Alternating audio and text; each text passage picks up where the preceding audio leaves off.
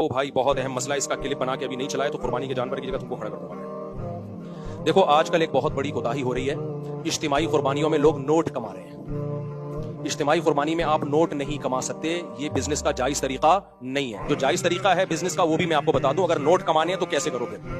हो ये रहा है, मस्जिद वाले, मदरसे वाले या कोई इंडिविजुअली या कोई इदारा क्या करता है, वो कहता है भाई हमारे यहाँ इज्तिमाई कुर्बानी हो रही है, सब लोग हिस्सा लें। एक हिस्सा फॉर एग्जाम्पल 15,000 रुपए का है। अब सबसे 15,000 रुपए ले लिए, लाखों करोड़ों रुपए जमा हो गए, जानवर लेकर आए, गोश्त डिवाइड किया, अब बच गए जी 10 लाख रुपए। वो 10 लाख पी गए, या वो मदरसे का प्रॉफिट समझ लिया कि ये मदरसे का क्या है, प्रॉफिट है, तो ये जायज नहीं है। वो 10 लाख रुपए आपको सब में को डिवाइड करने पड़ेंगे, वापस करने पड़ेंगे वो मदरसे का प्रॉफिट।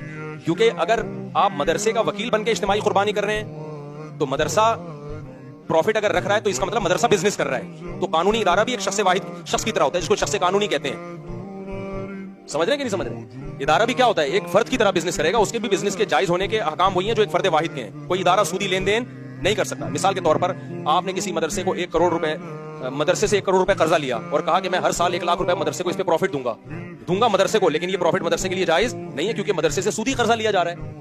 तो ऐसे ही मदरसे के साथ जब बिजनेस होगा तो बिजनेस के अहकाम वही हैं जो जमशेद के साथ बिजनेस के अहकाम है। वो क्या है वो मैं भी आके आपको बताता हूं। समझ रहे कि नहीं समझ रहे? तो अब करना यह है कि जब किसी मदरसे या मस्जिद की तरफ से इज्तिमाई कुर्बानी हो रही है तो आपने ये करना है कि भाई जितने एक हिस्सा हम इतने का लेकर आएंगे, जो पैसे बच जाएंगे हम आपको वापस करने के पाबंद हैं, और अगर आप इजाजत दें तो हम मदरसे के डब्बे में डाल दें। ये रसीद पे पहले लिखवा लें आप। फिर अब जब वो पैसे बचेंगे, अगर कोई शख्स कहता है मैंने इजाजत दी थी आपको कि ये मदरसे में डाल दें, लेकिन मैं वो इजाजत कैंसिल कर रहा हूं, मुझे पैसे वापस दो, तो आपको देने पड़ेंगे, क्योंकि इस एग्रीमेंट की कोई शरई हैसियत है नहीं।